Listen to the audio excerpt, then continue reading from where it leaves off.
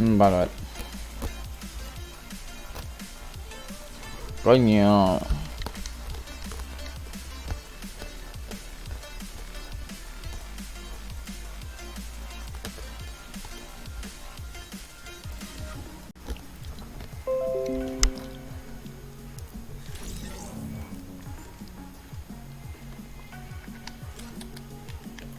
Dime.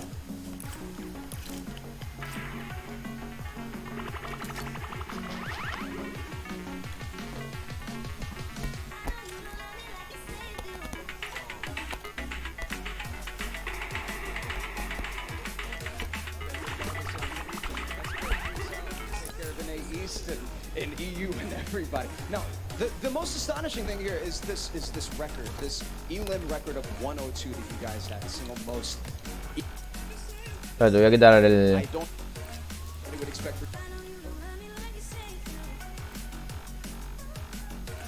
El mando, ahí está.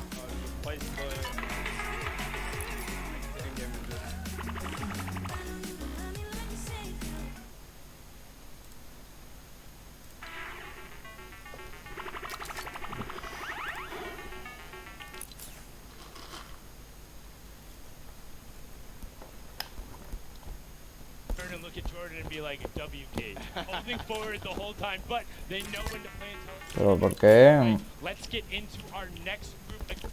¿Por qué se me queda eso ahí, tío? Esta mierda, man.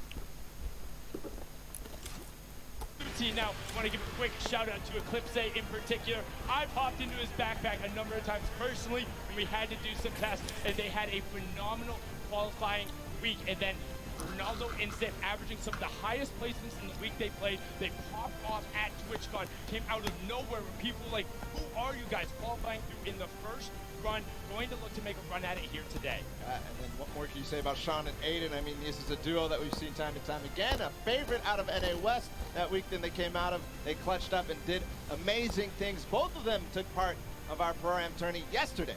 And then Rohit, DW and Blue Team, one of my personal favorite duos, they came together after week 4 saying, hey, we need to do something different. Rohit came onto the scene during the Winter Royale, qualified through the open format, and looks to punish people's mistakes at all points of the game. You talk about hyper-aggressive players early, you can't stop him from going, but the one person who does is Blue Team, known for his calm decision-making, kind of turning off all emotions and just making the right decisions. They have a fantastic pair and chemistry, and I mean, I'm excited to hear what they had to say leading into the competition. It's going to be just absolutely amazing. Fantastic. We've got Blue T and Rope DW here, two beyond incredibly mechanically gifted players here. Blue T, you've placed consistently in the top 15 over the last year from the Winter Royale qualifiers, the Secret Skirmish, and top 5 in the Share the Love event. How are the two of you together going to work to secure this #1 spot today? I'm just going to give this guy a bunch of call-outs, make sure he's safe and alive, and once we hit late game, he's just going to slay out. Slay out away. We can't wait.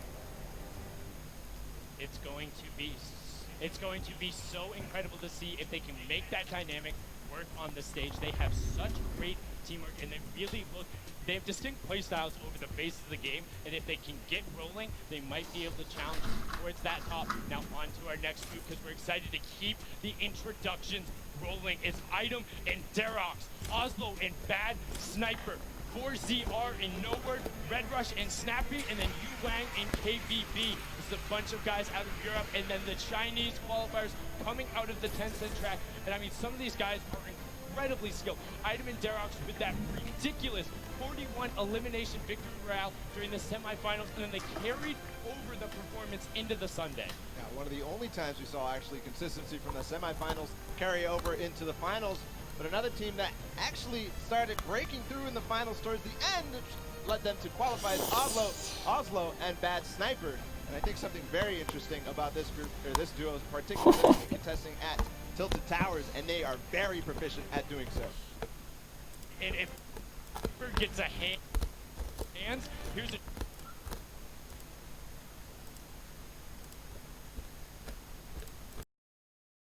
also another very aggressive pair, but kind of just like to chill out at times. They like find themselves on the edge, take the rifles. If they know they have an advantage, they go. We've seen them before as well in the Winter Royale. Yeah. And then on the bottom right there, Yu Wang and KBB, they came out of the Tencent track, which was a competition that was hosted out in China. And so I think a lot of people didn't see those games and don't really know what these two are all about. Let's continue and find out more about them.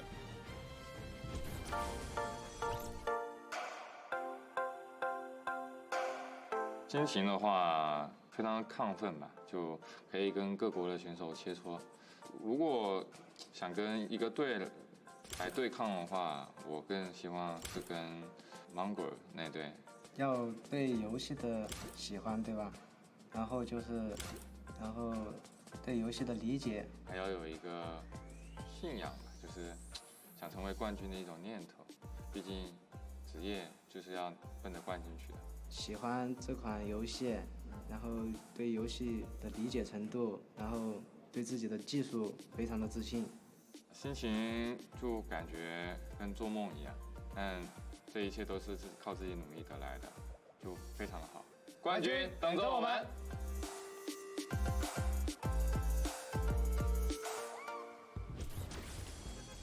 So happy to see their level of excitement into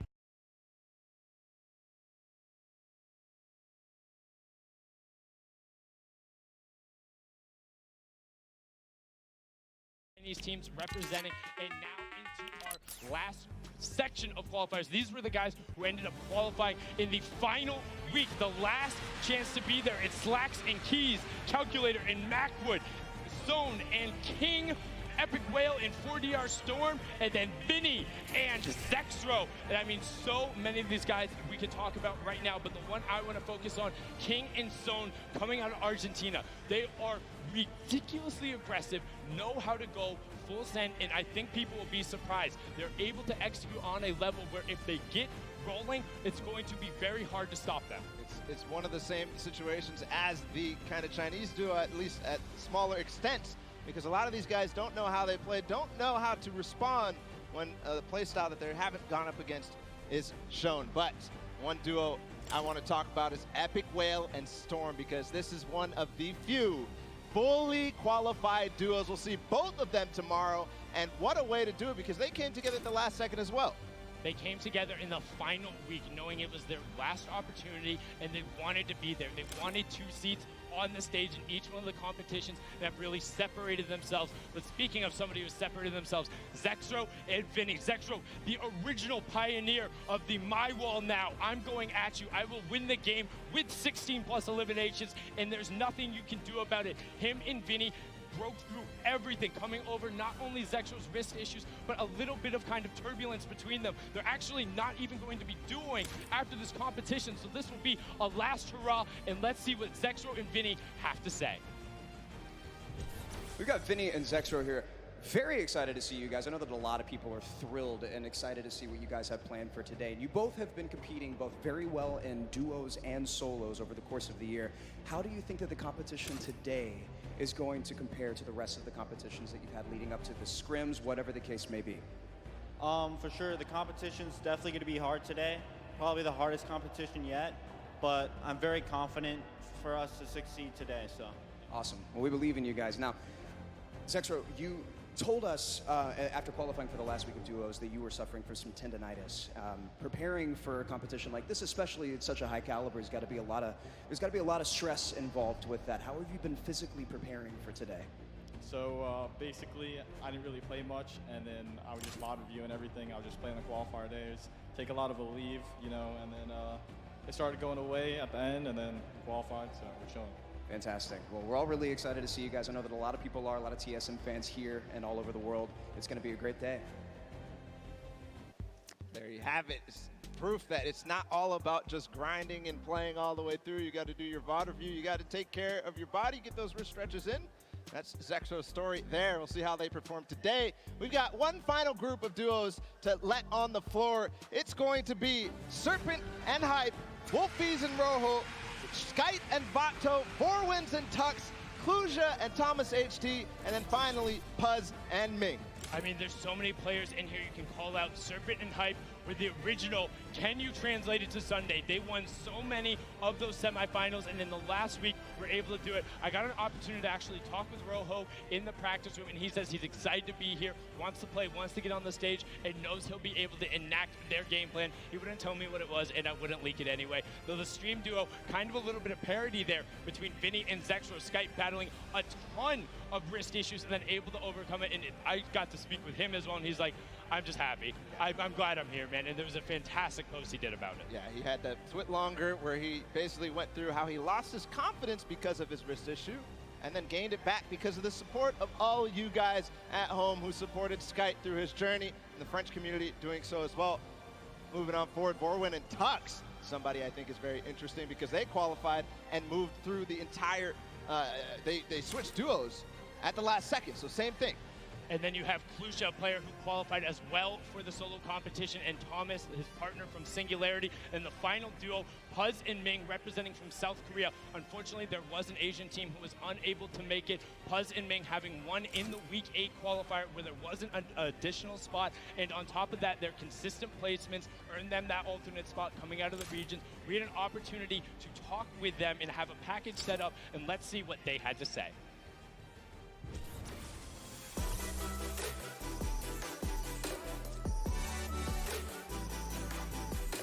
저는 밍이라고 하고 이제 아시아에서 진출하였습니다. 저는 퍼즈라고 하고 아시아에서 진출한 사람입니다.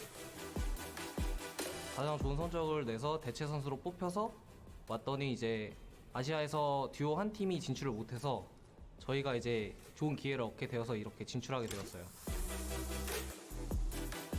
온라인에서 상금을 이렇게 받으면서 같이 경쟁하는 게 마음에 들었다.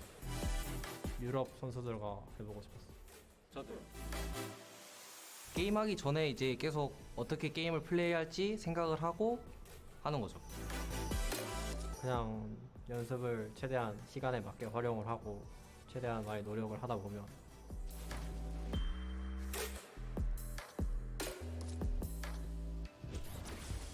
I mean, I can only imagine what is going through their heads. First, taking the top spot in a week where there wasn't a qualification spot, and then having one of the most consistently best placements, then being chosen as an alternate, and finding out you're going to be competing, having a chance to represent Asia and South Korea here, and they are very good. They're known for playing aggressively, trying to find a side of a zone, box themselves up, and get some shots towards the side of the rotation. If they can get that position, don't expect them to not be dangerous, because they will make some waves, and that's the competition.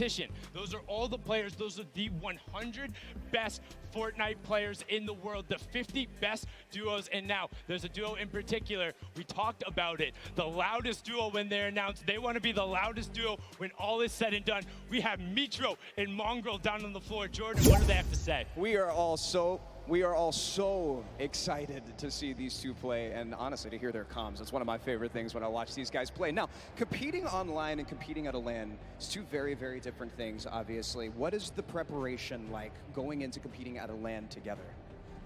Competing at LAN is definitely different. Personally, I like it more just because I like the environment, but online is easier, but I don't know, I just like LAN more. Fair. You can't beat the energy in a stadium like this. A lot of people are really excited and stoked to be here, and especially to see you guys play. We can't wait. Thank you so much, Jordan. And now just those guys, they sound excited, but that's it. Enough from us talking. The 50 best duos in the world are on the stage competing for their share of $15 million, Ball. And I mean, 6 games away from winning $3 million to the top duo. Just think about that. 6 games, and then we'll find out who is the best duo in the world. Hands down, no question about it, the best. 6 games. We're going to do that real soon. The duos world champions will be crowned, but that's it. The pre-show is over. Enough from us up here. We'll be breaking down gameplay later. We're going to toss it on inside to kick the show off. You guys have a good one.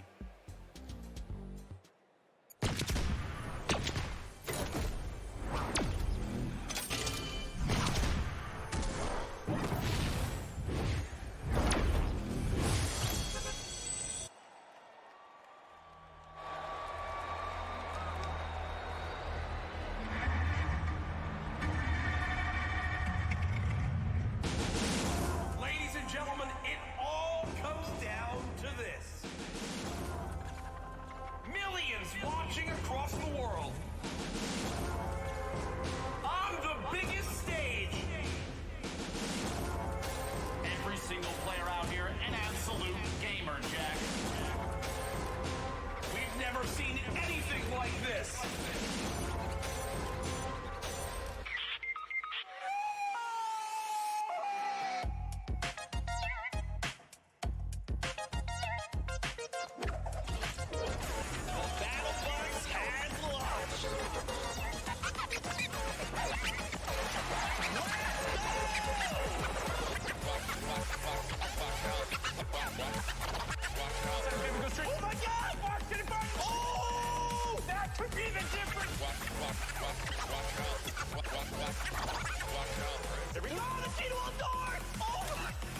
Okay, I'm gonna lose my freaking voice. It's amazing. It's like you feel so free, it's ridiculous. And then we just kind of watched like our names pop up on the screen. It was pretty surreal. It was a huge sigh of relief. All the hard work we did just finally paid off. We were kind of going nuts. He finds the zone, he has to go forward though, because there's a change in elevation. He finds the first shot, can't find the second, and he does!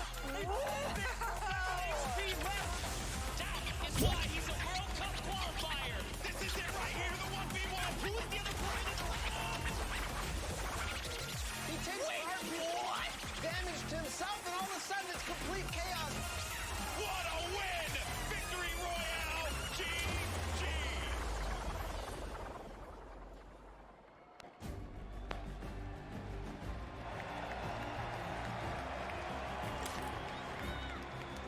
Ladies and gentlemen, this is the Fortnite World Cup Finals live from my hometown, baby, New York City. Where you at?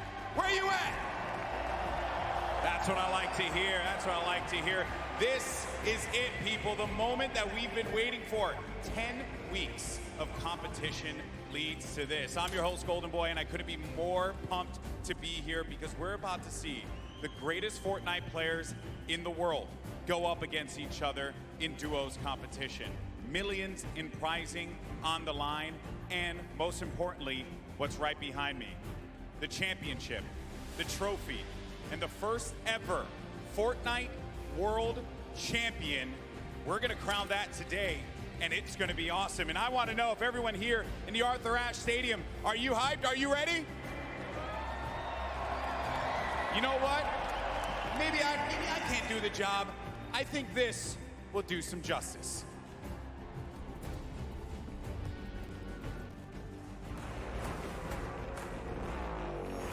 No pain, no gain, no guts, no glory. I'm a one-man army, in a one-man army. Ain't a weapon formed against me, and you already know the rest, so you know your best ain't gonna stress me. If you the best, I'm the next thing.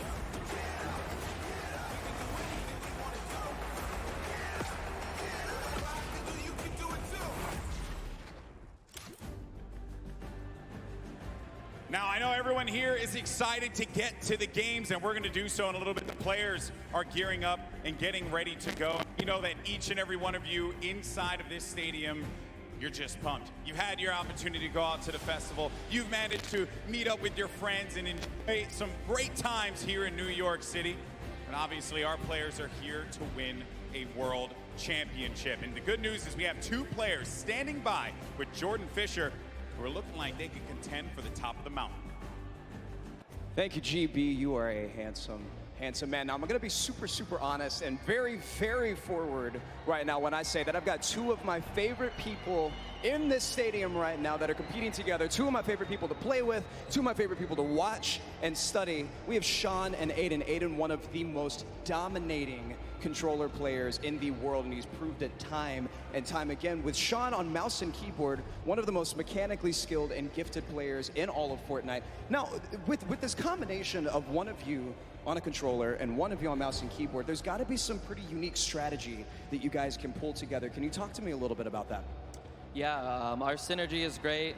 Like you said, he's one of the best mechanical players. His tunnels are insane. Like, it's just insane watching him play. And just, you know, me being an aggressive player and having good aim, we really combo together well. And I'm hoping we're going to do good. 1000%. Now, Sean, you both competed in the Pro-Am yesterday, which was a lot of fun. We all know that was a very sweaty lobby. But your thought process, your strategy going into today, tell me how that differs from yesterday and your performance there. Well, I think yesterday was like super fast paced. You need to get kills to place well. But today we're going to go for end game, play super slow, and let's hope we can kill it end game. Fantastic. Well, we're all so excited to see you guys. GB, what do you have for us? Always a pleasure to hear from the Ghost duo. They're going to look to go to the top, and they very well might do that. Now, I asked you guys earlier, I said, are you ready? So I'm going to ask you again, New York City, are you ready? Oh, no, I got to take the earpiece off. New York City, this is my hometown, and I know we can make some noise, so I'm going to ask you one more time. Are you ready? The Fortnite World Cup Finals start now. Let's send it over to your casters. Courage. Ninja. Ladies and gentlemen, it is time. The Fortnite World Cup Finals live from New York City. Everything on the line here today. My name is Jack Courage Dunlop. And well, guess what? I'm joined by a surprise guest appearance, Tyler Ninja Blevins. I am so excited for today's action. Ninja, dude, the emotion here is insane. You have no idea, man. These guys have been playing for months, practicing, doing nothing but thinking, eating, sleeping, breathing Fortnite. That's it, and it's all led to this. I know the nerves absolutely at an all-time high. I'm nervous right now. I'm just casting. I'm not even playing. Meanwhile, they're paying for $15 million, but it's not your normal Fortnite rules we're going to be playing today. Let's take a look at the format, catch everyone up to speed. I know a lot of new eyes will be on Fortnite competitive today. And Ninja, here's the format for points. So, this is duos. If you place in the top 15 duos in this game, they earn 3 points. Top 10, they earn 5 points. Top 5, they earn 7 points. And finally, the Victory Royale, they earn 10 points. Now, those points cannot stack, meaning in a game, you can only get a max of 10 placement points. Also, 1 point per elimination. So finding that good balance between elims and placements will be very key. Here's the prize money breakdown. And Ninja, you've been involved in competitive gaming for a long, long time. Have you ever seen anything like this? No, I mean, you're looking at first place, $3 million. I mean, heck, I'd even settle for third at 1.8. settle for 1 point. I'll settle. No, we've been playing, we've both been competing for a long time, and I've been competing for almost 10 years. Prize pool's never even come close to this. This is life-changing. Yeah, absolutely mind-blowing numbers right there. Again, everyone who made it this far, $50,000 in their pocket, but their eyes are on that top 10. They want to jump up that prize money ladder. Again, we are live right now from the Fortnite World Cup Finals.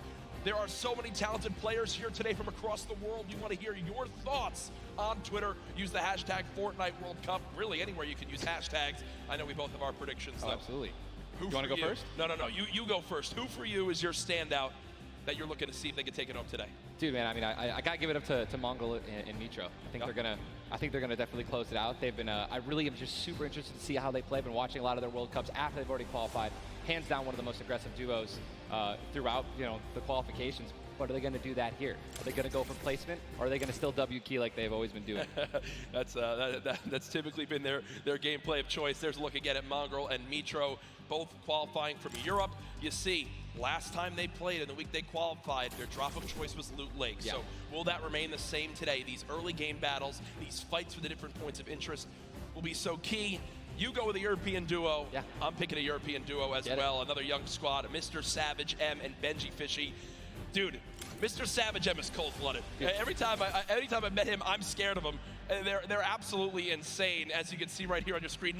We'll get those pictures fixed, don't worry. But either way, these guys are two absolute tanks. And Ninja, you've watched all these guys. Yeah. You're absolutely one of the best players in the world, but it's almost like these guys are in a class of their own. They are, man. I mean, I've competed against some of these guys in some other online tournaments as well. And literally watching Benji just slay out an entire lobby by himself in squads it's like it's art, man.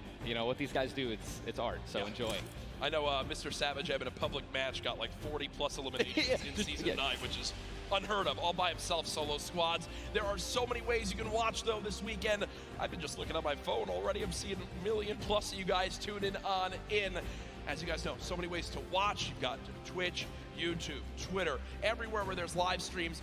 Also, a new Fortnite.com/watch feature that you can go take a look at. You'll see some different individual feeds there that will be a crazy, unique way to watch Fortnite competitive for the first time. I know everyone at home looking forward to seeing their top players perform. This place now, Ninja, is insane. It's packed, man. This is one of the most ridiculous arenas I think I've ever seen for an esports event, and I know people flooding on in from the outside. Yeah. I just can't wait to get it started. Dude, this is literally what I've been waiting for like 3-4 months. Yeah. The best of the best, all in the same lobby. All right, in the qualifying matches on Sunday, you're playing against, in a lobby, maybe like 4 or 5 of the teams who are actually here right now, but now this is going to be all of them in the same lobby. Every single battle is going to be the best players in the world fighting against one another. I'm excited to watch the early game when they're landing in their spots. I'm excited to watch the mid game during the rotations. I'm going to be taking notes, and you guys should too. Yeah. Also, other things that note to take to bring up. We're going to be playing on siphon settings here, increased material farming. Favorite. Do you want to explain for everyone at home I'd love exactly to. how that all works? I'd absolutely love to. So unlike normal matches, when you get an elimination, all right, you're going to be granted with 50 health or 50 shield, depending on what you're missing. And that's also going to give you 1 point as well. They also drop 50 mats of each, wood, brick, and metal. So, you know, eliminations are definitely going to pay off early game as you guys can stack up those materials. Yep, and remember, that is when you get a full elimination, not when you knock down an opponent. Correct. So if I knock a player, you'll see in this, a lot more times teams will immediately try to finish that elimination, get the health, go pick up the materials, maybe secure some extra loot. There's a look at the lobby screen, and you know, Ninja, I was laughing with you earlier when the players were warming up earlier today because they got some warm-up games in. Obviously, for many of them, it's their first time in a major LAN event. They wound up going through and they were just sitting at the spawn island like they were right now. I mean, look at the build battles happening on spawn island. They're all editing, they're all aiming. None of them are just sitting still. The nerves running through them insane. The average age in today's tournament, 16 years old. Some of these guys are going to walk away with $1 million+ this weekend. At 16, what would you have spent your money on? I don't even want to know. Why not even ask that? Probably 16, man? Just a bunch of candy and energy drinks, man. I didn't really. So basically the same as today. Exactly. Nothing really would change. Nothing's changed. No, it's so much fun, man. Again, people flowing on into the venue, looking at these duos, looking at these contested areas, right? Loot Lake has been a very hot topic. Yeah, man. You know, Aiden had been landing there throughout all of qualifiers. You see, you know, Mongrel and Mitro. I've been hearing some notes about, you know, Whispers. Tilted Towers and or Neo Tilted as it's now called, of where they're going to go. In your opinion, right now you play 6 games. Yep. You know how detrimental it could be to your mental state if you have one where you kind of drop right off spawn and get taken out. Yeah. What is your game plan here? Are you going for it? You don't care how many people land there? You just go and play your game? Or No, I think you shy away? What do you do? No, man, these guys have been practicing. They know. They know that they're going to be contested. They know that, and they're not, you know, if they're intelligent players, they're going to play exactly how they've been practicing the last 10 World Cup qualifiers. They're going to go exactly where they go. They're going to push where they're going to push. And, you know, they're not going to care who it's going to be. Now, me, honestly, I'd like to say that that's how I play. But, dude, in a situation like this, I think that if I saw someone contesting my drop, I'd definitely defer and try to go somewhere else. Yeah. But, you know, I mean, you have one bad game. Getting over that, that's going to be a huge mental obstacle, right? You get knocked first. Yeah. That's going to be something that you're going to be thinking about in the second game, the third game. Oh, my gosh, should we change our landing spots? And then if you're thinking like that, it's over. Dude. Yeah, and I keep seeing you look down. You're like eagerly wanting to talk about this map. We have what the first map is going to be in front of us. But again, guys, there's so many exciting things going on in the world of Fortnite right now. One of the new limited time modes that is actually going on. Prop Hunt, we watched a little bit of it yesterday, but again, made by Stray Kite.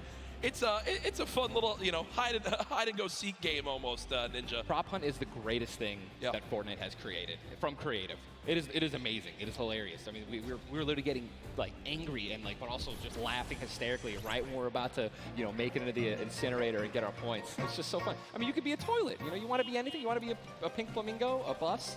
Go for it. Dude. Go for it. Just go for it. Yeah, we've had some fun games of Prop Hunt that we play. But again, right now, live in the gameplay for free, Prop Hunt. A little bit different than the competitive settings. Obviously, Arena, it's been talked about, Ninja. This is the most played in qualifier for a tournament ever in the history of gaming. 40 million competitors, down to the top 200. To be exact, 178 because of the double qualified players. Right.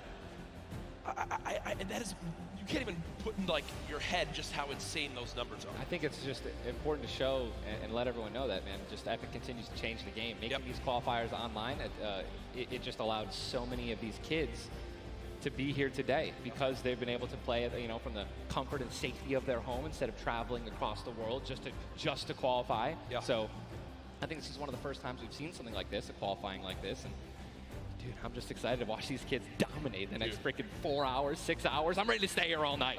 Hey, I'm down to stay here all night. I have no problem with that. I'm sure the arena is as well. When you talk about LAN events, right, you have so much competitive experience. You've been to so many across different games and genres. The one thing that stands out to me, though, it will never feel the exact same as it does as playing at home. So for these guys, what are some tips that you can share or you think that they should kind of take into account as they're playing, maybe on LAN for the first time?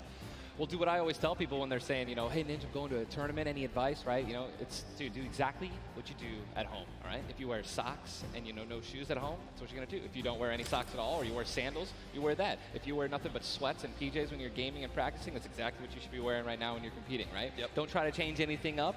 Drink what you normally drink before the games, water, energy drinks, whatever the case may be, or, you know, eat what you're going to eat. Do not change anything up. It's very important to get in that mental state of what you do and how you've been practicing the entire time at home. I've even heard of stuff as far as like don't change your sleep schedule and what you're trying to do for this. Like literally take it like it normally is. Now, again, we talk about how there's $30 million on the line of the Fortnite World Cup Finals across today and tomorrow, but there's already been $3 million in prize money given away this weekend. That happened yesterday at the Creative World Cup Finals. Let's take a look.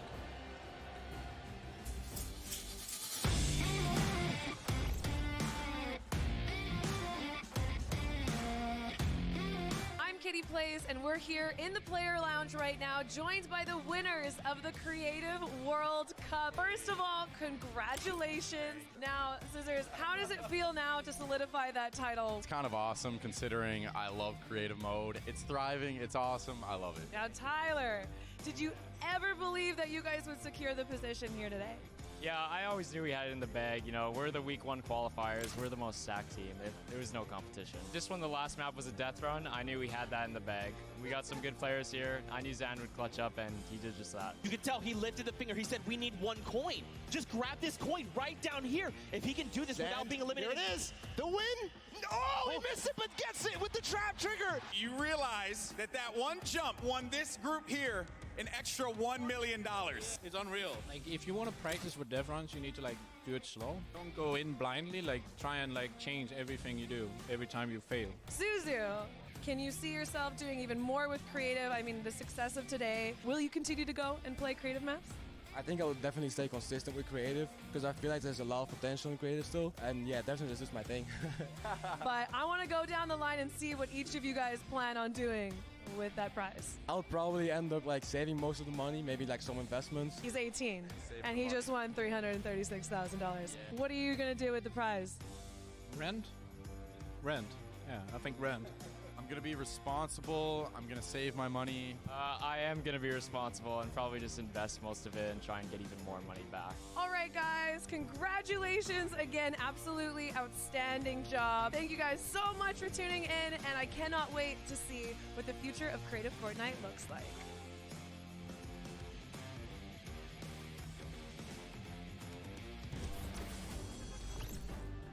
The Creative World Cup Finals, so much fun yesterday. Again, congratulations to Scissors and his team. $1.3 million won. I'm going to address the elephant in the room here, and it's not Tim the Tatman. You didn't win that, Tyler. That's correct. What exactly happened here? That's correct. No, we got 4th place, but, you know, the crew that I picked out, man, Tal, Taco, and Kaz, just a good bunch of kids, man. I mean, I think, and I also got to meet a lot of the creators, the ones who developed a lot of the maps. And just a lot of passion from these guys, man. And, you know, I was really happy that I was able to, not even me, together as a unit, we pulled in, you know, 300 or 295,000 as a team. Dude. I mean, little whips, man. You know, we were just killing it, little ice creams. But that event was so incredible. And just another thing that kind of came out of nowhere again, that Epic changed the game with creative. You know what I mean? It kind of popped up out of nowhere. All these people, so many people. There were hundreds of people here because of creative. Yeah. And again, I know I talked to Scissors about it too. He can't believe just how far it's gone from his original runs he made to now. It kind of inspired one of the 3 maps yesterday for you. What was your favorite? Was it kind of the prop hunt mode? Was it the run? Junkyard Juke, bro. Okay. Hands down, Junkyard Juke is the most fun game I've ever played. I mean, if you're going to go in with a crew of like 32 people, if you can even muster up a crew of 32 people,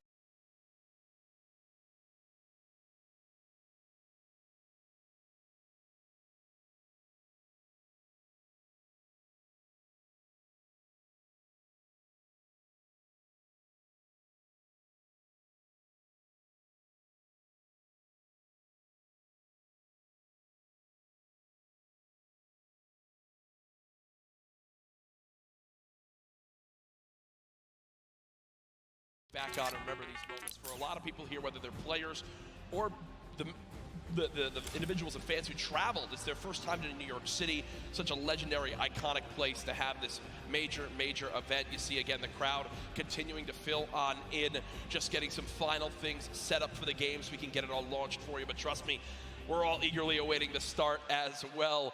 So many organizations represented throughout the weekend, and I have just received the word that we want, Ninja. The game is ready to go. I'm ready. The first Vic Roy, man. Who's it going to be, guys? All right, I want you guys to scream out your favorite duos right now, man. Let's make some noise. Who do you think's going to win today? Scream it.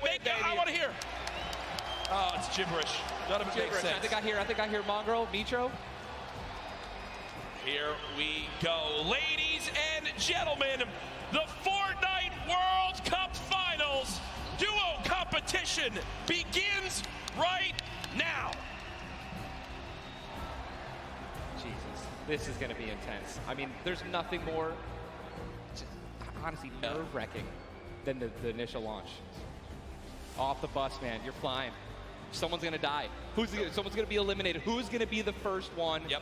You don't want to be the first one knocked out in the World Cup. You know, I mean, literally, I knocked him like, it was the first game in the Pro-Am, and that was just amazing. You can't live that down. I don't want to be the first person knocking this. No, for sure. As now we immediately hop on board with my pick to dominate today, Benji Fishy and Mr. Savage, and they're heading right towards Happy Hamlet, a place they've called home so many times, and this is contested. It's already contested. You're flying on into here, Ninja. The early game's so key, and already Benji Fishy trying to put shots down range with that revolver, but area is contested. You see they're kind of split from each other right now. What are their comms like in this exact moment? I mean, I think right now they're just going to be trying to hear exactly where these guys are, footsteps, any type of information they can pass off to one another is going to be very important. They've been practicing this landing. I'm pretty sure I watch these guys play literally every week because they're from EU, so they were before NA qualifiers. And yeah, this is exactly where they normally land. Savage and Benji, they don't always land on top of one another. And you're honestly at a disadvantage if you do land in the same house because you're going to be getting less shields of one another, right? Less chances of getting shotguns and things like that. And I'm just interested to see how they're going to play this out. Are they going to be aggressive? Or are they going to back down? Well, we just saw the first zone has been revealed, and it is a northern side zone, so anyone in Happy Hamlet not safe. Polar Peak, Frosty Flight, Paradise Palms, Lucky Landing, all not safe. As we continue to keep an eye on this fight, 98 players remaining right now in this game. Now, we mentioned the increased material farming right now, so you're hitting a couple trees, you're getting 20, 30 materials like it's nothing. Let's shift our focus, though, towards the middle of the map here at Dusty Divot, and it looks like Landjock and Punisher go out very, very early in this first game to Tetra and Eclipse, the new Rogue members. They're wasting a lot of material right now. You can already see it. You've got only 100 maps left. That's 10 builds. These early game fights are always so detrimental. You have to be very, very, very particular with how many mats you're going to use when you're trying to ramp rush somebody, because if you make it there and they shoot you out and you have no mats, I mean, you're left with literally nothing to protect yourself with. And look at the advantage that you now have. Tetra hasn't had any shields, but because 2 eliminations come on through, he gets both. That's 50 shield per elim, putting him at max HP, and now he can completely change how he takes this fight. It's not like the normal games where you're still stuck at 100 health and you might second guess what you want to do. You might play a little more passively. No, because of those early elims, they now have Dusty Divot to themselves. They pushed out the Asian duo, pushing towards that top Dusty Divot side of XXM and Mend, and now they're sitting pretty. Divot all to themselves. They've got metal galore here as well as wood. The one material that really be lacking is going to be stone. Yeah, definitely going to be lacking stone. They can get a 500 metal, which is going to be their most valuable asset here landing in Dusty. What I'm just interested to see is, they have no rotation items when you're looking over there, so hopefully they find something that's going to help them rotate later. There are no balls that spawn in Dusty, so no ballers. It's going to be very difficult to make it to the late game if you guys don't have some sort of crazy rotation. Shadow bombs, anything like that. Here's another fight going on towards Fatal Fields, and with how little materials there are, you got to think these players down low who are already just on light HP are in a tough spot, and there it is. Scarlet and his duo, Bell, get the quick elimination onto Brush. And that's going to push back Brush's duo into Fatal Fields and try to hide for a brief moment. Another rough start right there. So much stone in Fatal Fields. I feel like Fatal Fields is a underrated landing spot. I think you can get everything at Fatal Fields. You definitely get wood and brick very quickly, and then there's definitely some metal that you can gather around. There's a bunch of cars and things like that. Some tractors there in the sticks. But listen, man, I'm really curious as to why they're not pushing Sizz. Well, it's kind of a double-edged sword too, because yes, Sizz is by himself, but we've all experienced how easily you can hide in that brush there in the cornfields. And Sizz Lucky, these top players who land Fatal Fields know how to actually navigate the loot in the corn without breaking the corn. So I need to break the corn every time. Right, same. I'm not good enough to know, but there's a certain path you can go on, and Sizz Lucky will actually be able to go back and pick up Brush's cards. So this is key. You think you should go Reboot for it? Vans, remember, when you get brought back, you only had 100 HP and a common pistol. That will bring a lot of attention over. If you are Scarlet and Bell, are you sprint back over that fight? I think so. Now across the map, though, an engagement going out between KBB, Yuang, and their duo up against Vinny and Zexro, and there's the knock right there, Ninja. Drum shotgun's very powerful. It's definitely underrated. You can get inside somebody's 1-by-1 right there. I mean, there's another knock with a drum shotgun, just absolutely wreaking havoc. Ewing trying to take this wall. I think his teammate is not going to be able to stay alive, so it's going to be Zex and Yu. He's got the shield advantage. All he has to do is play this patient. I'm going to be pretty sure that these guys don't have that many materials, so just needs to spray it out and hopefully find a chance to take him down, but he's healing up. Yeah, Zexro has minis as well as big shields, so we'll be able to get back to full shield. And Ewing now in a tough spot. Do I try to go? Zex definitely can interrupt this now. He took too long to start going with the res, but it looks like he's just going to be going for the reloads, taking his time, and he might be dipping out, maybe trying to. He's definitely staying aggressive, but he's going to get the revive off, and now it's a 2-on-1 again. Zexro staying confident though, knowing right now still at over 150 HP, the teammate has to be at 30 health. The wall comes through, trying to spray it, and it's not gonna happen, and you see Zexro right there, hands right to his head, some solid damage done, but Ewing dropped down to 59 HP, but with that elimination, we'll bump back up to over 100. Very, very close right there, Ninja, with the drum shotgun. Very important is checking out the storm right now. A lot of these players, there's a lot, you guys can't see the screen, but there are plenty of people who are outside. They're gonna have to start their rotations in, and this is actually where a lot of very talented players with their aim can clean up a lot of kills. This is actually my teammate and I's reverse. Our strategy was to try to get in those spots where you can beam people who are gonna be flying throughout the sky using a lot of the slipstreams and just taking advantage of, your incredible accuracy. A little update too on Sizlucky. They did get the reboot in Fatal, so they're both back in play. Look at how slow this lobby is going, folks. 92 players left, and a definite fan favorite here. Nate Hill and Funk of FaZe Clan currently set on up near Lazy Lagoon. And Ninja, this is your landing spot that you went to with your duo reverse. What are maybe some little tips and tricks for players at home who like to land here? Yeah, all right, so there's, if you go on the boat, on the ship, every single one of the masts is like worth 200 wood, so you definitely want to go for those. You can easily get max wood in Arena in probably less than 10 seconds. And also there are some metal anchors in town that you can get for about 300 metal, which is, like the most valuable material that you can get. I mean, I'm just 91 players. I mean, have we talked about Storm Surge? I mean, we haven't yet. I was going to let that be a bridge when we cross it, but because 91 people left. I mean, how soon is it going to be? We're going to have Storm Surge in every game. Yeah, I mean, it's going to be like, this is going to be nuts. If you guys don't know what Storm Surge is, basically the team that has done the least amount of damage is going to start taking damage until they get above the damage threshold. Yes, and it tells the players on their screen what the damage threshold is.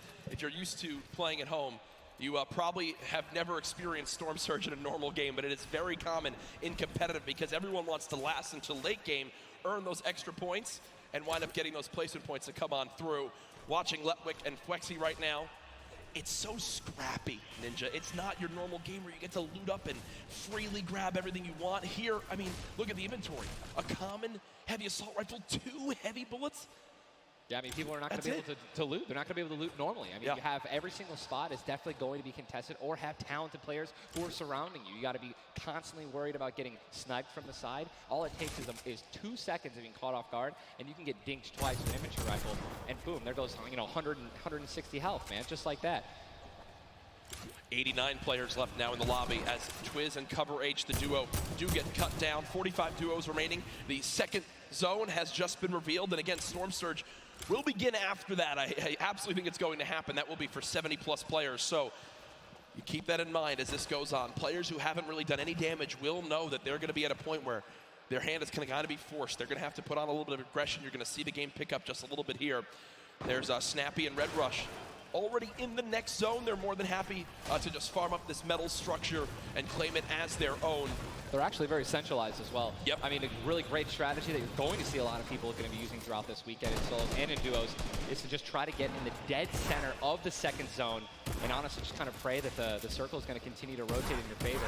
I mean, I'm still looking at a lot of these guys' inventories. One guy just gets knocked in front of him, like going to try to save his teammate. It's not going to happen. But there's not a lot of rotation items. I haven't seen a lot of shockwave grenades. I haven't seen a lot of shadow bombs. I don't see any launch pads in anyone's inventory. Yeah.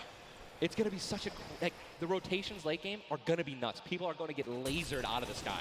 And Letwick now all by himself in a 1 versus 2 as his teammate did go down. You see Parpy and Volks still quite healthy between the two of them. Over 140 HP for both of them. Parpy still playing the slow ground, trying to spray out the opponent. And look at the material count for Volks, 135 total builds. It does look like Letwick just kind of ran away, but I don't believe Letwick was able to grab his teammate's reboot card. So will basically be by himself for the rest of this game. you know, it's going to be almost impossible to perform alone when your teammate is knocked. And there's the Storm Surge warning. These guys are 106 above it. You guys can see that, which means that there's somebody who has 106 damage less than them that is currently below the threshold, and they are going to need to hit some people, deal some damage. And that's actually the beauty of Storm Surge, right? You don't necessarily only want people kind of just lingering around in their 1-by-1s, praying that the circle moves to them. You're gonna see some fights that are gonna be forced to break out because players need to get above that or they're gonna die. They're not gonna be able to make it. Now moving towards the Dusty Divot Diner. You see Clicks I didn't even know you could farm this. Yeah, the very young duo from NA East, and you just said yourself, I didn't even know you could farm this. I didn't even know you could get down there. This is the beauty of it, right? These are the top players in the world showing off the little things that they know that really no one else can pick up on. Many teams already stacking here as there's so many materials to be farmed up. And for a lot of players, Ninja, once they get max, they don't just stop there. They keep farming to have an excess for more if they need to expend a lot of materials quickly. Yes. On the bottom right of your screen, you see a fight going down in Salty Springs. A lot of grenades being thrown right there. That's going to be Serpent and Hype. Serpent and Hype in a pretty decent spot. You're seeing, if you guys can look on the minimap that we're staring at, every single team is now in the safe zone. Everyone is safe in the next circle. It is moving in.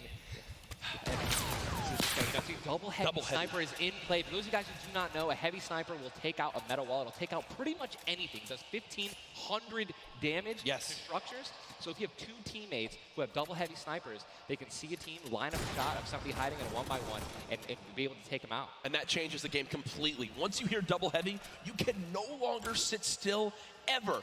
Or if you know where they're at, you have to make sure you have at least 2 walls of cover on that side to protect you from the inevitable double snipe. And when we say double snipe, it's as far as 1, 2, 3, shoot. And they both fire at the same time and catch you off guard. There's absolutely 0 time to react. And one thing you guys we were talking about are the rotation items. We got 6 shadows from this guy, and they have a baller, so they're sitting pretty. I think these guys are in a great spot. Absolutely. And you see the zone did just update towards the northern side of this current storm. Storm Surge is now in play, so players beginning to drop. 80 players in total in this game. They will just rotate on out of here. Hype and Serpent don't want the fight. And that's Jay now quite weak. With Storm Surge beginning to tick in. Quentin and Lanouf now having to push a fight as Storm Surge is affecting them as well. And you see it just kind of smites them down from the heavens, and there they go. Getting dropped by Storm Surge. Unfortunate for them, but again, with not enough damage done, they do fall below that threshold. Jeez, man, Storm Surge really does just force people into some pretty tricky situations. But again, man, it just goes to show a lot of aggressiveness is going to pay off for teams, man. You don't want to be put in that situation where, you know, you have to desperate and push. Maybe a duo that's better than you in combat. You know what I mean? And Airwax and Nikov just... That's a replay. Was that a replay? They just went down. Airwax and Nikov are winners. Well, Airwax at least are back-to-back winner of the Pro-Am. Does go down. Airwax double qualified as well. Tough first game for them as they do go out quite early on. 71 players left in this game, 38 duos. Again, it's a slow crawl as everyone begins to drop. Have you ever seen anything like this in competitive Fortnite? No, I think that the only time that we saw numbers like this were when the circles they didn't really chunk that much and they were more centralized in the beginning of competitive. So really no one had to rotate that much and no one had to fight. So now that these circles are really just kind of moving around the map, you can't really predict them. I mean, you're getting these players who have, again, the great aim, and they're just beaming people who are focusing on trying to rotate into the circle. Now look, there's so many people coming from the south right now. And it's just free kills if you guys are in a top position with solid aim, man. You're got Texture right now already getting beamed. He's spamming the spacebar, trying to make it as difficult as possible to hit. He sees a lot of, look at it, already trying to figure out right now, where's he gonna land? Look at all these people who are already boxed up. They're already creating these tunnels. More shots coming down. And he's gonna be able to make it. 8 grenades. So that's gonna be, I mean, if he can get in a position where some players are already getting focused on the outside, 8 grenades, he might be able to clean up those kills too. Yep, that's right there. They do box up in time. Did take some shield damage, but thankfully they have some minis to replenish that in just a few brief moments as there's Eclipse now using them. He's got his teammate right next door as well. Medkit, so they're gonna pop that too. Every little bit of HP matters. Saving the campfire for the late game, it appears. Definitely gotta save the campfire. In the elimination feed right there. Here's a look at Mongrel earlier with his duo Mitro. They're set up currently in this zone. 68 players left. Love watching this guy play, man. I'm serious. I mean, here's, you just check his inventory. Only got 2 guns right now, which is inventory rifle and a combat shotgun, so he has no spray guns. All right, spray guns are, you know, anything to an SMG, tactical assault rifle, SCAR, anything like that. You know, you've got to have a gun that can shoot pretty quickly to kill players and hit players through their 1-bys. You know, very difficult And Look at that healing too, though. Yeah. 5 slurps, two slurps, 5 chug splashes. And they already have a slurp ticking. This is insane. And they're super close to the zone as well. They don't have to move too far. Yep, and material-wise, look at that, 135 total builds. They're in a fantastic position to make some noise in game number 1. We'll definitely keep up to date with them.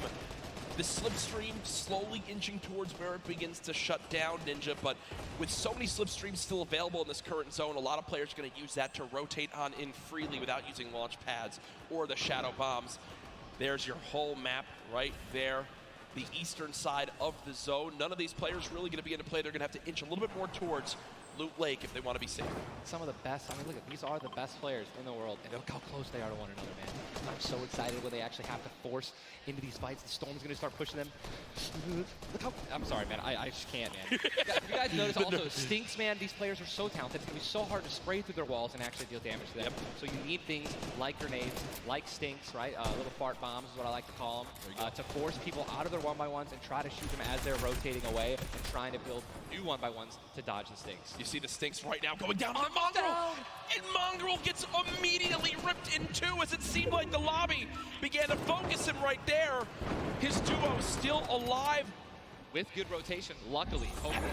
Definitely has a bunch to, to be able to play with. The next Storm Surge has begun to kick on in. Mitro, 12 damage below, will have to begin to put shots down range. The zone pushing as well. So in this position, with the zone at their back, Mitro's goal, spray at players who have to push from the zone. They have one way they can go. They can't afford to take storm damage. They've got to push right out of it. Mitro knows that. Now begins the fire. Dubs just below as well. One of the players who qualified multiple times through solos and then once in duos. They also have some great rotation. 2 ballers still intact. And here's the thing that you just mentioned, all these players who are going to be rotating in, being forced to rotate in, everyone knows that. Very little ammo though. Look, these are the last 9 assault rifle shots in Dubs' inventory. It is getting scrappy, folks. And there's the split. Still though only 80, meaning combined between the two, they really only have about 150 shots to work with. The zone still pushing. 61 players left. Reminder, folks, this is game number 1 of 6 today in the duos competition. Dubs does go down as a player got that back wall and he wasn't quite ready for it. Mega frantically backing on up, trying to create some space. Will he be able to go? He's going to go for the pop that slurp. He's got the storm surge on. He's trying to be aggressive. Oh, he's still below, right? He's going to need to be aggressive. He won't even have time to revive his teammate. His teammate got finished, actually, so he's got all the shields in the world. He can get back up to full health. Storm Surge is still ripping him apart. That slurp is barely keeping him alive. Hitting him for 25 damage every time it winds up ticking. There it is again, dropping on in. Mega's hand is forced. Some big damage right there, still below. As players are continuing to drop all around, but Mega doing a solid job of keeping himself alive right now through the Storm Surge. Fantastic composure. Again, one of the young players on this stage looking to try to secure the title of Fortnite World Champion. No more Dubs. The duo still down. So now finally above. Finally above. And guess what? The most important thing to realize, guys, look at that rotation. Yes, he's alone. Yes, his teammate's down. But he has an incredible kit to not only make it to late game, but maybe even clutch this win out. He dropped the shotgun. Okay, there you go. Got the combat shotgun, one of the greatest shotguns to have late game. Does incredible damage, long range and close range. And all the guys, the circle just rotated now into the storm. Massive amounts of distance needs to be covered. This storm surge is insane. It's still going on. Finally taken out, 52 players left. And this is where things are about to get serious, guys. Thomas drops some ammo right there for his teammate, Inclusia. And you see Thomas, that epic infantry rifle, one of your favorite weapons, Ninja. What is so good about that assault rifle? It 100% rewards pinpoint accurate players, right? There's no bloom necessary. Your marker, your aim is right on their head. Boom, you're gonna get that headshot. You're gonna get 80 points of damage. And there's now the upgraded versions, the legendary and the epic, have 10 shots instead of 8. So I mean, it just packs a punch, man. It can really catch players off guard, and that's exactly what you're going to need when you're playing against these top players who will literally build and protect themselves when they get shot once. Folks, there are 45 players left in this very, very small zone. We are now on our 6th storm. You see it's about to begin to move, and players will frantically have to go across the map. Zayt and Saf right now discussing exactly what they should drop, pulling up their map, looking exactly where they have to go. 44 left in this one. We already got people using shockwave grenades, guys. This is a very far rotation for the second movement circle, so this is actually going to move very quickly. These people are going to potentially get stuck on their launch pads because there's so much frequent building. It's going to be nuts. And who's going to try to take the high ground? Because after this first circle goes, this is where people start to only try to use the high ground. And we know high ground is everything in competitive Fortnite late game. Everyone frantically moving away from the common enemy of everyone, which is that storm circle. Macwood taking zone damage. DEJA as well. King slowly bouncing on through with the shadow bomb. And does land.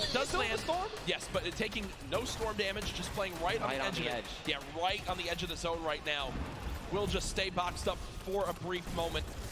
As now there's 36 players remaining, stomping the elimination feed. Arkram now goes down as well. You can see the elimination feed on the top left to keep track of your favorite players. There's so much is going on. This is what tunneling is. When you hear players mention tunneling, this is it right here. You move with the zone, you tunnel your way in, give yourself cover, but not a lot of materials left. Only 22 builds, and this zone is stacked. But look who's on the high ground. It's Mr. Savage and Benji Fishing. That would be your 2 picks, so good for you. All right, I have to owe you a bet there, man. That, all right. Bongo, unfortunately, do we still know if Nitro's still alive? I mean, listen, people are dying left and right, being eliminated. More Savage just used another shockwave grenade. He already had high ground, though. The question is, are people going to try to take it? You know that if you really want the chance to win this, you're going to have to try to take the high ground off him or have a rocket launcher to just take him out of it. He's just so weakened. Mr. Savage just looks up and beams the player out of the air. It's all Benji Fishy and Mr. Savage in the elimination feed right now. 24 players left in this one. But 20 duos. There's almost no duos remaining, Ninja. Right, it's all solos, and this is kind of what's going to happen, man. Mr. Savage goes down. It's up to Benji, and listen, Benji's been in this position before. We know he can handle it. Nitro's still in the game as well. I just saw him. He looks incredibly healthy, but now taking some storm damage. Benji's just going to try. Listen, look at the materials. Not a lot left. They're only using their shadows. I think he has 1 build left. Yep. That's it. That's all he has. He's got 10 total builds. 10 total builds. He's just trying to outlast as many players as possible. Remember these placement points. We've made it into our top 10 duos. Now into our top 8. Zayt and Saf now. Zayt and Saf now on the high ground. This game. One of the few, the only duo left. This has a Zayt and Saf win written all over it. Mitro, Mongrel's duo, was all by himself very early on, still alive in this one. 40R Storm now getting beamed. Can the North American duo of Zayt and Saf close this out? Raining down fire from up top. You see the frantic builds coming in.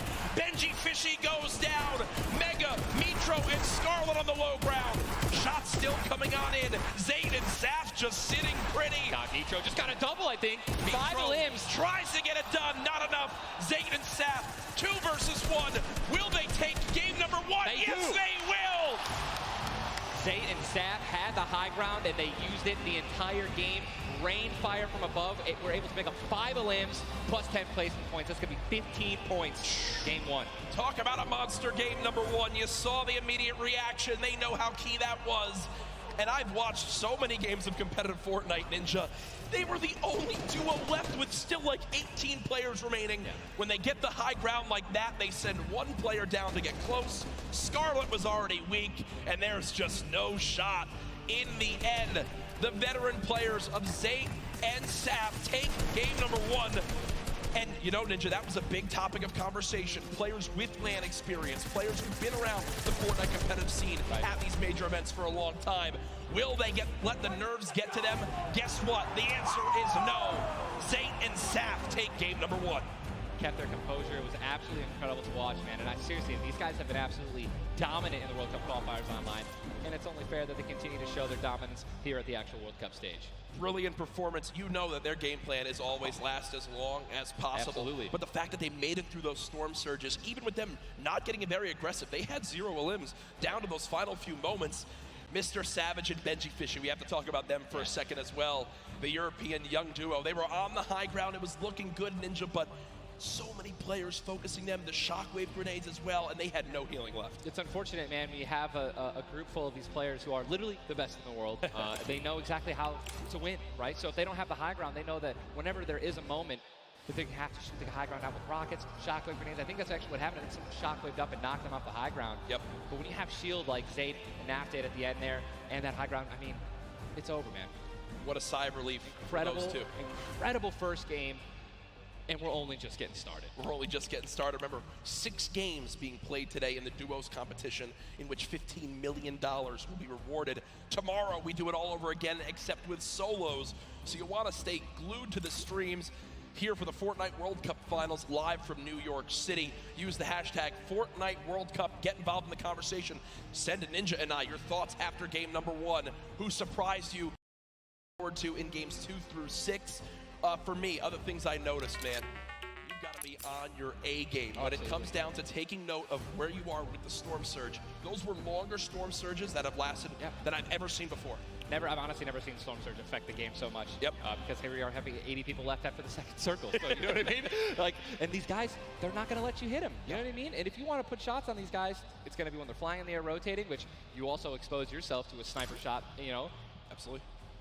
High risk, high reward, man. Right? It's Let's see how these guys change. I wonder if the guys who did get hurt a lot by the Storm Surge, are they going to make changes in the second game? Are they going to be a little bit more aggressive and trying to deal some damage as they rotate? That's what I want to know. That's a great way to think of it. I know there were so many people that want to give their thoughts on these games, but over at Unreal Island, we've got our very own Sundown with his thoughts on game 1. Thank you so much, Courage and Ninja. And the first match of the duos competition is over in the Victor Royales. Well, experience wins out. We talked about Energy Zate and Ghost Saf and how they've been playing so long together, and that endgame was a prime example of textbook Zate and Saf. We're gonna re-roll it one more time, and we're gonna break down kind of how they were able to keep the control. Now, pay attention right away. You can see on the backside, Saf has one angle while Zate is going forward, and they're moving back over the tarps they've already established, but the angles they take make sure they're covering everything. They hear the shots below, they're putting the fire down towards them, and Scarlet is able to pick up Mitro, but doesn't have enough to get out.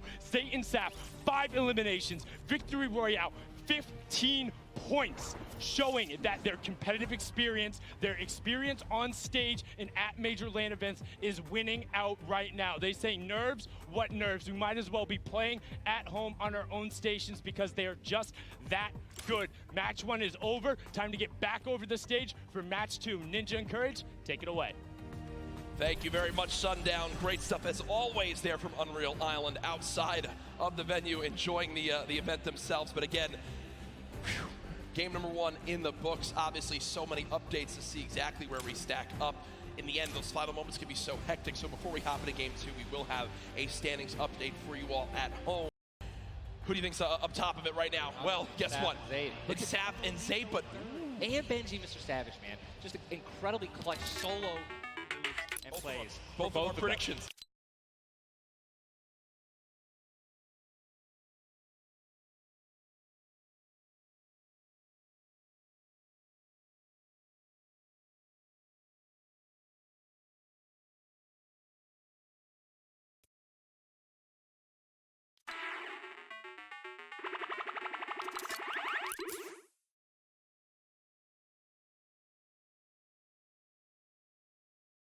One, Dubs and Mega.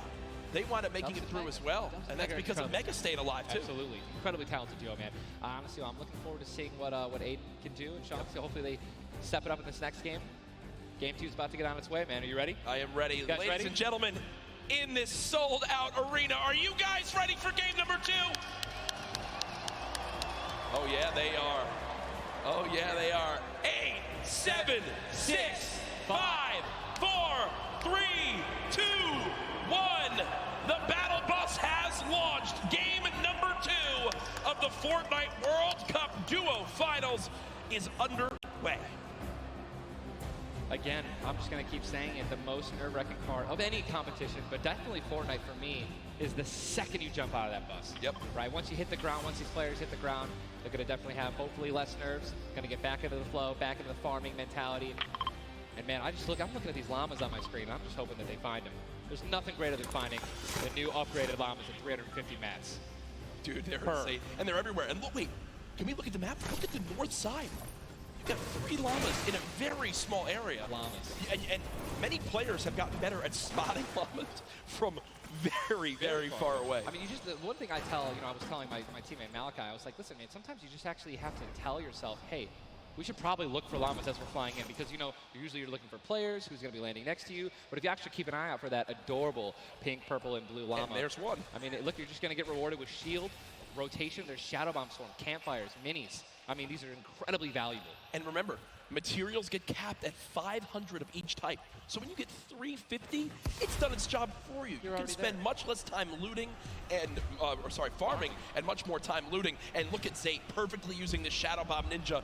For players at home who are wondering how he just used it for way more than the 6 seconds it actually lets you use it for, explain a little bit of staying on the side of the mountain. Yeah, all you have to do is just continue that jump animation. That's going to trigger the double jump. And as long as you don't touch any solid ground, you're going to be able to continue to double bounce back and forth, man. It's an incredible use of the Shadow Bombs, and you're probably going to see a lot of players do something like that in the late game off of other people's builds, and which is way more difficult to do that off a mountain, by the way.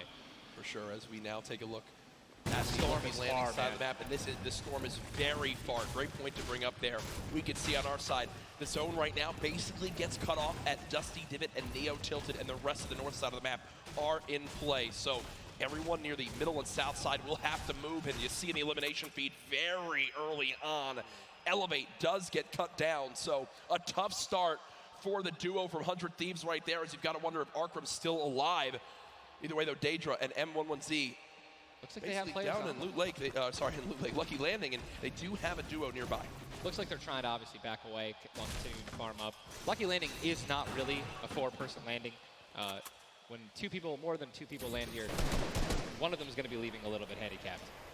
And Yuang in a fight right now, popping that last big shield, so all of his damage that he will take from now on will be permanent unless he gets an elimination and gets... Look at how good these stink grenades are right now. Scram and Mexi have lost so much HP off the start of this one, just from getting ticks. The spray does come on through. A third party, though, beginning to shoot down on a Yuang. So another player putting their attention towards this fight. Trying to line of sight at Snobby, but KBB does go down. It's now Yuang all by himself, and no materials left, Ninja. He can't even take a wall. They're really, this is an abysmal position to be in. Yuang knows that, trying to fall back to his teammate to maybe sneak a revive, but I just don't see. A lot of these players really are kind of hesitant, you know what I mean? They don't necessarily want to push. There is the third party now. They don't have a lot of shield. Are they going to get off the right play? They're going to push forward. Yuang, no shield. And he's going to get the double! He's going to get the double and the revive on KBB. And there was some delicious shockwave grenades that just slid down the ramp. Yuang takes them down. The 4 builds left. I believe there was some help. The shots that came in from that third team getting nearby, which weakened them at first. Yuang gets the cleanup on the last one right there.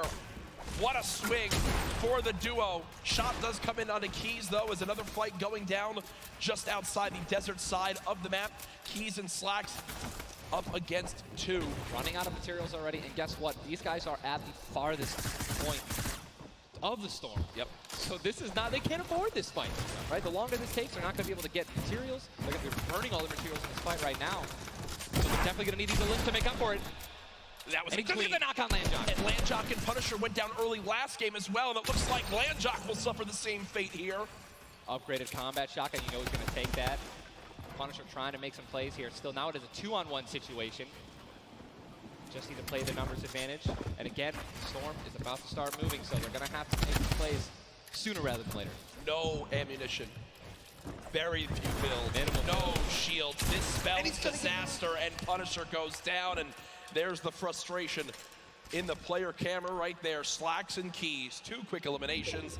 But you mentioned they can't afford to do that. It takes so much time in that fight. They've got to go very far still. Now over to Neo Tilted, Clicks and Skeptic in a fight. Got some shield. Doesn't necessarily want to use this mini to only get a 10. And he looks like he's trying to obviously take some walls, help his teammate out. No, he's getting taken. Is there trap kill? He's going to get the knock. Unbelievable, incredible place. Bad Sniper goes down, and now he's continuing to branch out. When you guys are in fights like this, you always want to do exactly what he's doing right now, which is branch out, continue to build these little 1x1s with pyramids, try to confuse your opponents of where you actually are healing up. Skeptic, just 8 builds left. They're trying to stay alive right now. They do have the number advantage. Clicks has time to pop 1 mini, and it looks like they're going to go for it right now. They made the conscious decision to try to build out, but no. They back up for a moment. Finally gets a shotgun. Yep. Shotgun picked up. Grenades now as well. They want to go for the second elimination. And we take the, oh my God, we got some track talk in real life. Did he just take the L in real life?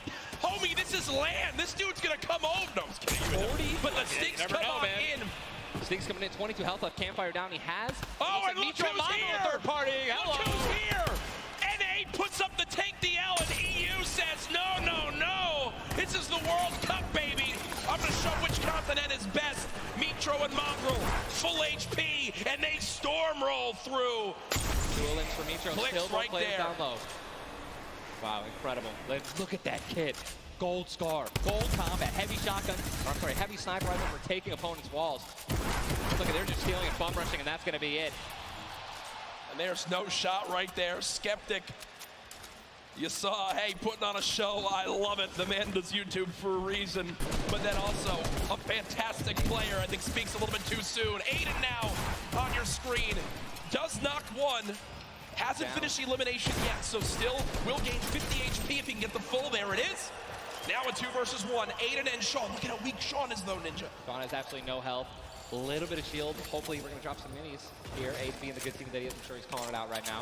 But it is also a 2-on-1, and they don't know, we don't know how weak this guy is right now, but if he is weak, they're going to look to try to trade. And there's a double shotgun shot for over 21 white. Players no shield left are going to try to put the pressure on. Sean has health, and look how aggressive they're being. They're both one hit. They can actually trap. They're going for it. They're saying, you know, you would have thrown the trap down by now. And there it is. And look at the take from Aiden. The jump out to the side, and they'll be rewarded with shields, with materials. And look, Aiden actually, there was 2 big shields. Yeah. Aiden's gonna get the full health. That's incredible, man. You see the stats so far this game. Aiden has done 434 damage, has taken 312, and he's near backup to max health. I know Aiden is a crowd favorite here. Every time the camera goes on, there's a big cheer from this sold-out arena. For those of you guys who do not know, the Storm Circle is about to update right now. We just saw our second one, forcing everyone out of the north and east side of the map. And also, guess what? Every single llama was found. Yep. All 5 llamas have been found, so we have some probably high material players right now. A lot of rotation. Oh my god, I can't even. Freaking out, man. You're getting into it. Looks right like a now. lot of people. I love it. Yeah, we're looking around. They're all gone. There's only 1 airdrop that's left, which means a lot of players. It's very difficult, man.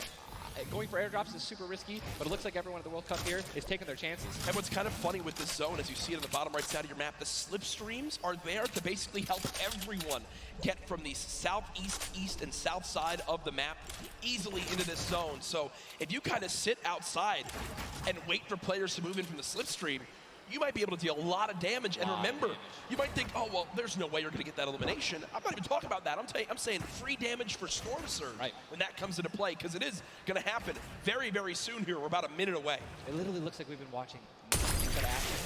But there's 84 teams, 84 players left still. Yep. I guess that's a testament to our observers backstage. Great stuff to them. Sizlucky does take a bit of storm damage right there. Chug splashes in the inventory. And Ninja, like a dolphin. Chug splashes have came into this game and they've completely taken competitive by storm.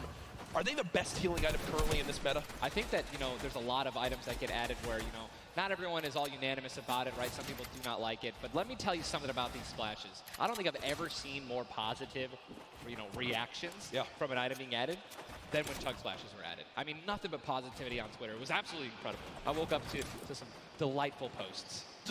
Delightful just some delightful posts. Yeah. Those of you guys who don't know what they are, each one, splash, they come in packs of 2. You can stack up to 6. They give you 20 health or shield, whatever you're missing. And they're instant. You throw them down the ground, and they can be used to heal you and your teammates around you, as well as, if you really want to be a troll, your enemies that you've knocked.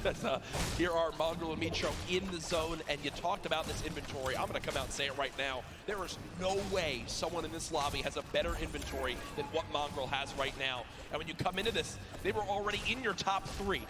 So they're in a position right now, Ninja, where they have a pop-off performance right here. With only 6 games being played after the first 2, they could be your leaders. Absolutely. I mean, they were only 2 points away from first. Yep. And they didn't even win the game. And Mongrel went down early before placement points were even rewarded. So, Sean in another fight with Quentin and his squad. Sean trying to take some walls here.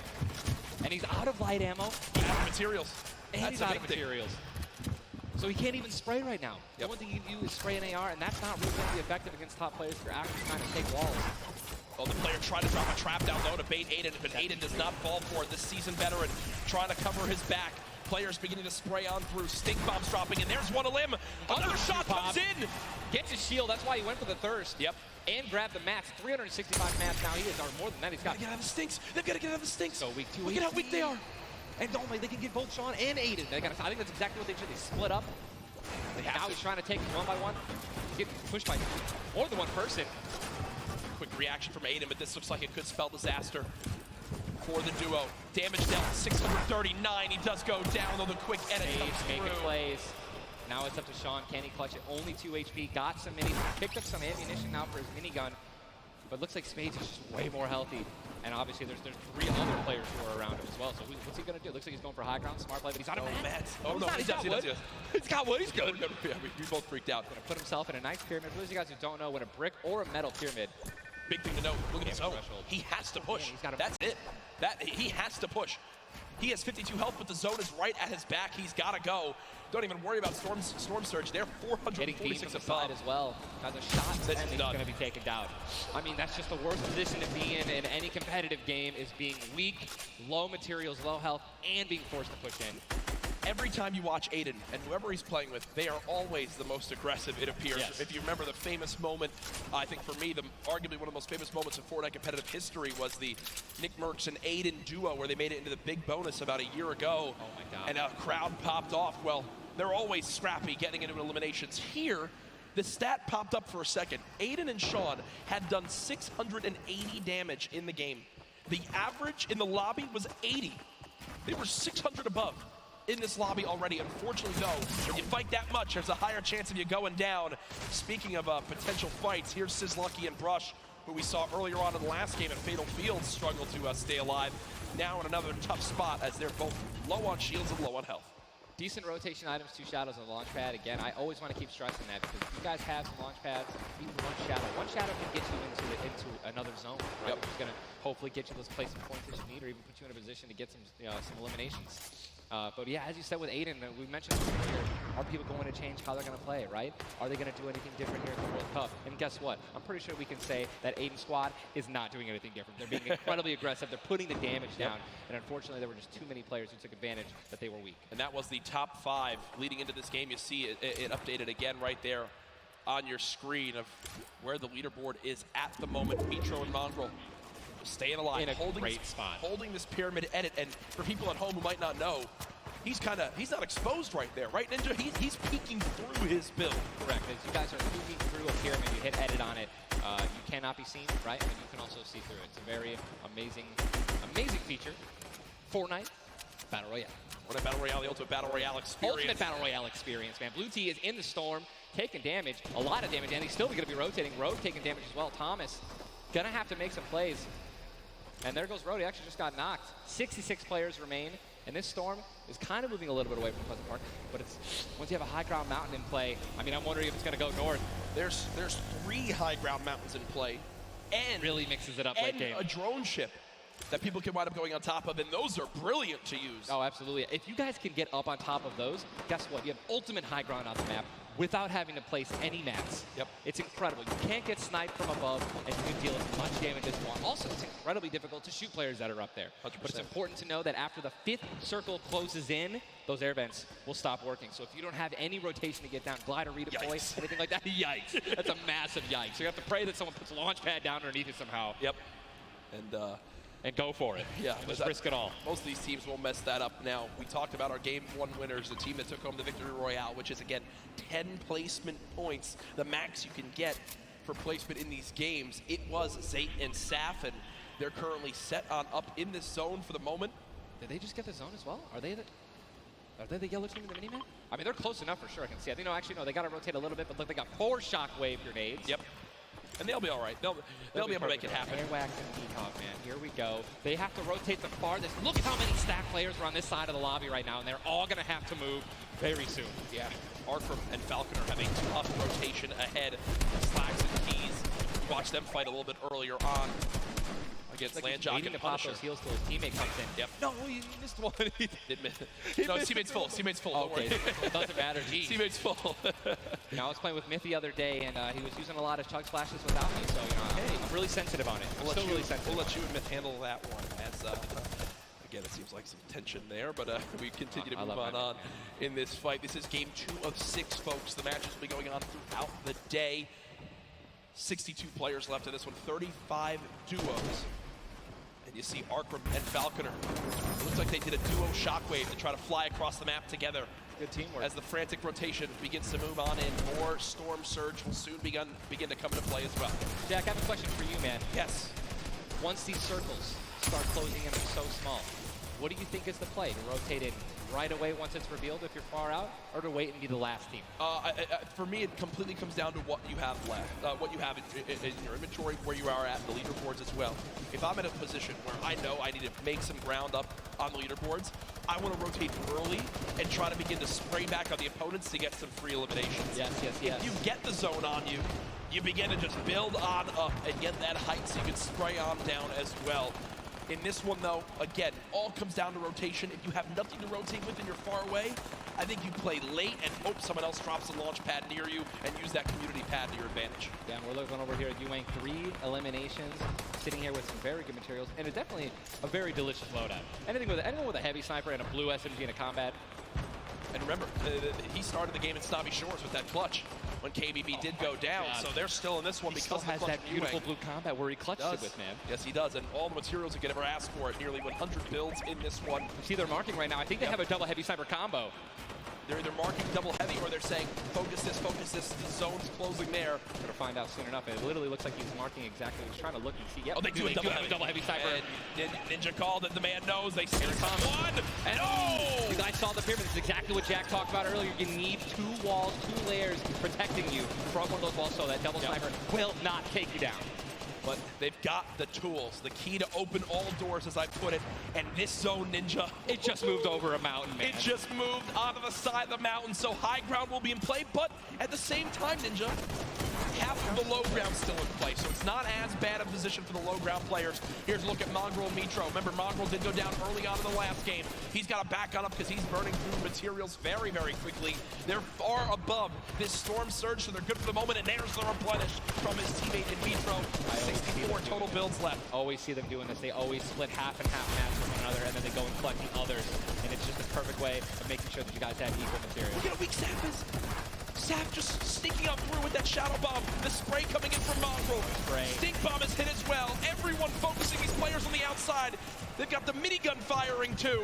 The lobby now picking up quick as we move into our pit zone. The storm is closing in, and that's going to be forcing everyone to get into where the safe zone is right now. It is moving in towards Pleasant Park. Guys, this is absolutely insane.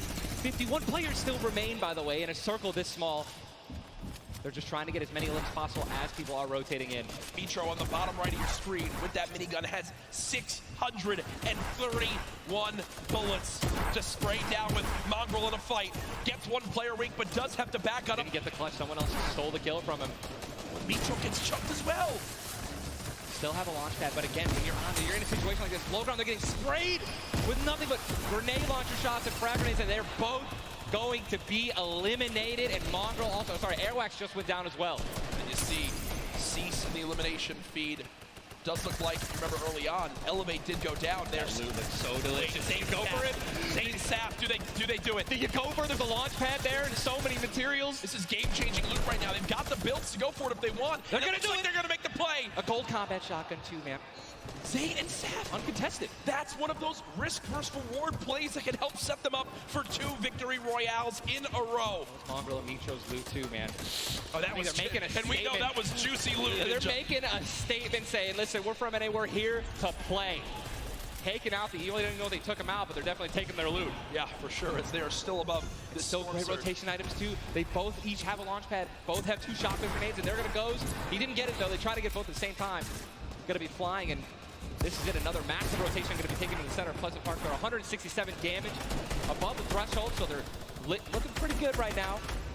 The question is, are they going to keep mid-ground, go for low ground, high ground? What's the play? They didn't get the full launch pad.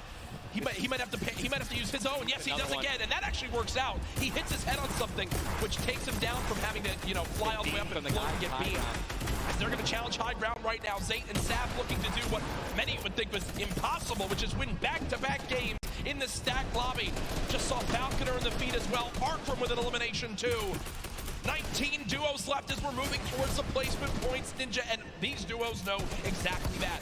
3 points if you make it in the top 15, which could be the difference between first and dead last. What are they going to do? Are they going to prioritize rotation in and not taking damage, or are they going to try to play it a little risky and go for the elims? If you're going to be shooting, going for elims, you definitely open up to a lot of spray, shotgun shots, AR shots, someone suddenly taking the high ground on you. So it all depends on how their play style is going to unfold, man.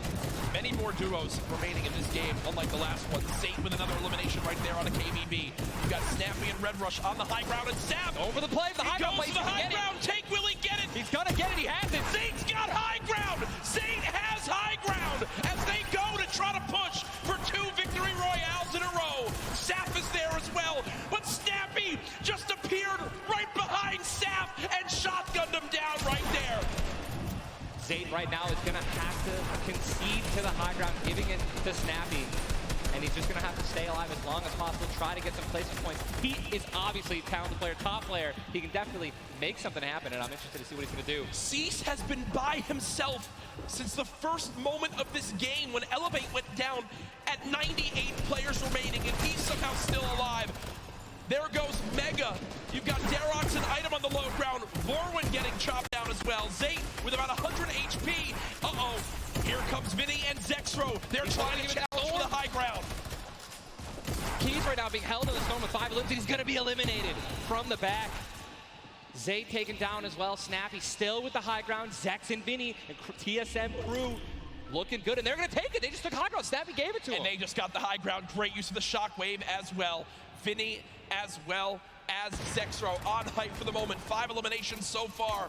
They're putting their names in the hat for potential victory royale in this game. Go down, right? They want those elims. Forward now with eliminations back to back. 4 players left in this one. Zexro and Vinny spraying from the high ground. It's a 2 versus 1. The player right on the edge of the zone. The shockwave into the air. And he's going to drop on down to hype for the moment. The spray coming on in. It's not enough. Zexro and Vinny. TSM takes game 2 with style. Both alive. You love to see it.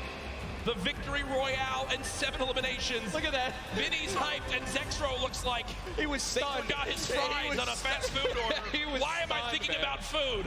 Oh my, you know, Jack, it's pretty expected at this point. But God, it's unreal. 2 NA teams have taken game 1 and game 2, and honestly, I think that we can all say that the teams hyped up the most have been even. Guess what? Mongrel and Mitro, man, they've also been performing well. They still have so many points from eliminations. Yep. Oh man, what a great shotgun shot. They were perfectly in sync. They're even jumping and shotgunning at the same time. Vinny, pop off, man. You love the pop off. So hyped. Zexro's about to start cranking 90s or default dancing in the lobby. Like he's trying to talk about literally what are they going to do in the next game. Yeah. That's what that focus is. That reminds me, I've been in this situation before. He grabbed his hand and shook it for himself, man. That's a top teammate, man. Great synergy. What a start to today's competition. The energy in here is insane. I am looking around and there are thousands and thousands of people filling up the Arthur Ashe Stadium live from New York City. Again, my name is Jack Courage Dunlop, joined by Tyler Ninja Lemons for what is the first ever Fortnite World Cup Finals. $30 million on the line this weekend. Millions will be tuning in from across the world. There's so many ways to watch, but we're just 1/3 of the way done with today's action, and it's already been fantastic. Don't even want it to end, man. I could be here all night. These games are incredible. Just listen, you guys are watching home. You guys want to be here. These players, watch how they build. Watch them play. We'll see you guys here next year. Well, guess what? Game number 2 ended with style with the North American duo of Vinny and Zexro taking it there on the floor with none other than Jordan Fisher. Thank you so much, Courage. I appreciate that. NA showing up and taking care of business. Games 1 and 2, Vinny and Zexro with a fantastic in, both together, which is an incredible thing, right? Walk me through the just in-game for you guys. So the comms are kind of hectic because of noise, but we're just really good at playing together. Like, we're the longest duo that have played together, so yeah, we're just not Great. Fantastic work, guys. Back to you, Ninja and Courage. JD! Thank you so much, Jordan. The duo of Vinny and Zexro, you know, they've always been known as being so aggressive. Yeah. From all the times we've seen them in these competitive tournaments.